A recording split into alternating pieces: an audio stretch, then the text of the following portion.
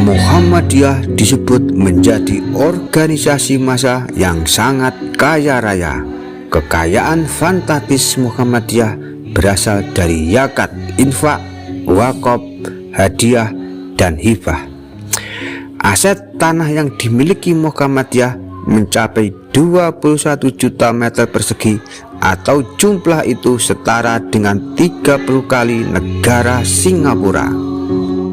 Kami punya 173 perguruan tinggi Muhammadiyah dan Aisyah di seluruh Indonesia. 1 University Muhammadiyah. Di atas tanah puluhan juta meter tersebut berdiri 11.000 masjid, 7.000 sekolah dan perguruan tinggi, 765 bank, perkreditan syariah, 440 pesantren, ratusan panti asuhan dan rumah sakit serta klinik. 1 University Muhammadiyah Malaysia di Malaysia. Kita memiliki sampai. Menariknya, dari sekian banyak aset itu tak sejengkal pun atas nama pribadi-pribadi tertentu, seluruh atas nama perserikatan. Kendati menjadi ormas sangat kaya raya, namun banyak pemimpin dan pengurus Muhammadiyah hidup dalam kesederhanaan. Di awal 2023, jumlah dosen ada 21.021. Sebelum kita lebih jauh mengupas perjuangan Muhammadiyah baik dalam dakwah agama Islam maupun amal usaha serta bantuan-bantuan sosial baik nasional maupun internasional, khususnya bantuan untuk perjuangan rakyat Palestina, kita simak sejarah berdirinya Muhammadiyah, termasuk yang di UMSU tadi.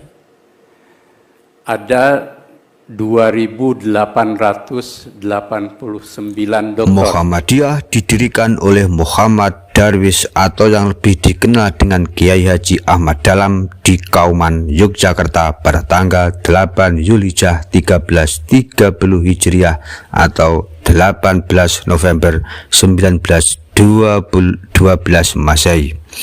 Hal ini dilakukannya sebagai tanggapan terhadap berbagai saran dari sahabat dan murid-muridnya untuk mendirikan sebuah lembaga yang bersifat permanen. 89 dokter dan 240 guru besar. Tambah. Secara umum, faktor pendorong kelahiran Muhammadiyah bermula dari berbagai kegelisahan dan keprihatinan sosial, religius, dan moral. Kegelisahan sosial ini terjadi disebabkan oleh suasana kebodohan, kemiskinan, dan keterbelakangan umat kala itu. Satu ini. Tapi tentu masih kurang dari 241. Kegelisahan religius muncul karena melihat praktek keagamaan yang mekanistik tanpa terlihat kaitannya dengan perilaku sosial dan positif. Di samping syarat dengan tahayul, sedangkan kegelisahan moral disebabkan oleh kaburnya batas antara baik dan buruk serta pantas dan tidak pantas. Itu. Maka ada program akselerasi yang tersistem agar kita bisa mengimbangi.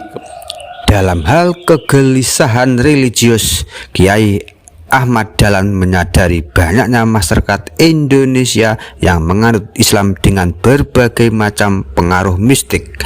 Ketidakmurnian ajaran Islam ini memang merupakan dampak dari adaptasi yang tidak tuntas di masyarakat, yaitu antara tradisi Islam dengan tradisi lokal yang kental dengan paham animisme dan dinamisme, sehingga dalam perkembangannya prinsip-prinsip ajaran Islam di masyarakat banyak bersifat musyrik. keperluan dari 173 perguruan tinggi Muhammadiyah dan Aisyah. Selain itu, paham individualisme, liberalisme, rasionalisme hingga sekulerisme dari masa kolonial juga menjadi faktor lain berdirinya Muhammadiyah. Oleh karena itu, mengenal tujuan Muhammadiyah sangat penting agar kamu memahami fungsi adanya organisasi ini untuk kemajuan negara Indonesia serta visi misinya.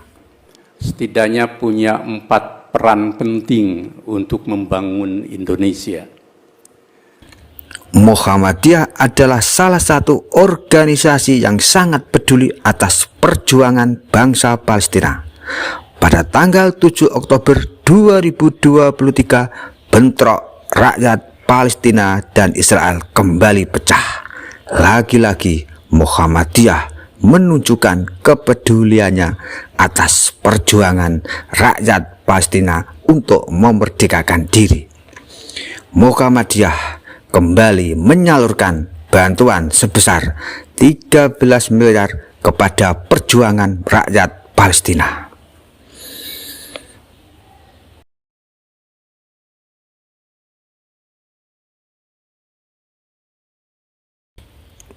Berikut rekam jejak bantuan Lazismu dan Muhammadiyah atas perjuangan bangsa Palestina.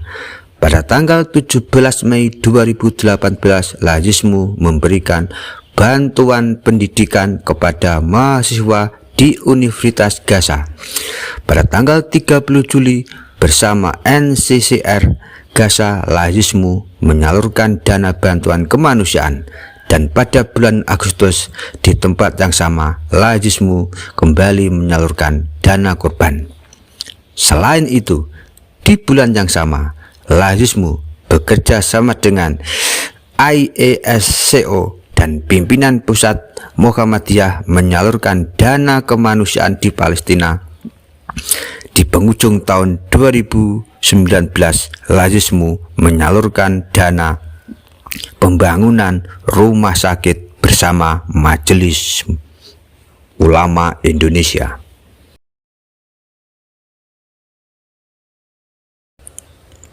Pada tanggal 15 Mei 2020, dalam program Muhammadiyah Aid, Lazismu melakukan pengadaan paket sembako untuk 64 kepala keluarga di Gaza dan 64 keluarga di Yerusalem.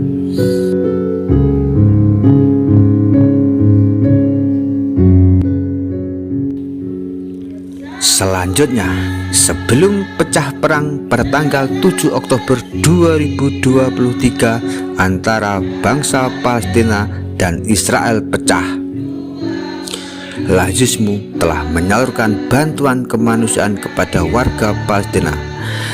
Bantuan ini dikemas melalui berbagai program dengan total bantuan sejak tahun 2018 sampai 2023 mencapai 27.428.028 Perang Israel-Palestina, Muhammadiyah siap bangun rumah sakit lapangan di Gaza. Merespon bencana kemanusiaan yang terjadi akibat peperangan di Palestina, Muhammadiyah menyatakan bantuan yang disalurkan kepada rakyat Palestina sejak tahun 2018 sampai 2023 adalah berupa paket makanan, sembako, paket Ramadan, hewan kurban, higien kit, obat-obatan, dan perlengkapan medis seperti ambulan serta bantuan renovasi tempat masjid di Gaza, dan juga bantuan-bantuan yang bersifat sosial kemasyarakatan, juga pendidikan bagi rakyat kesiapannya Palestina. untuk sesegera mungkin mengirimkan relawan dan tenaga medis berpengalaman. Dalam konferensi pers di Gedung Pusat Dakwah Muhammadiyah, Jakarta, Rabu 11 Oktober Gerakan 2000, bantuan atas perjuangan bangsa Palestina untuk memerdekakan dirinya dari penjajahan bangsa Zionis Israel ini akan terus digalakan. Lazismu mengajak masyarakat Indonesia untuk terus memberikan dukungan kepada rakyat Palestina melalui Lazismu. Bantuan dapat disalurkan melalui situs web resmi Lazmu dan pimpinan pusat Muhammadiyah.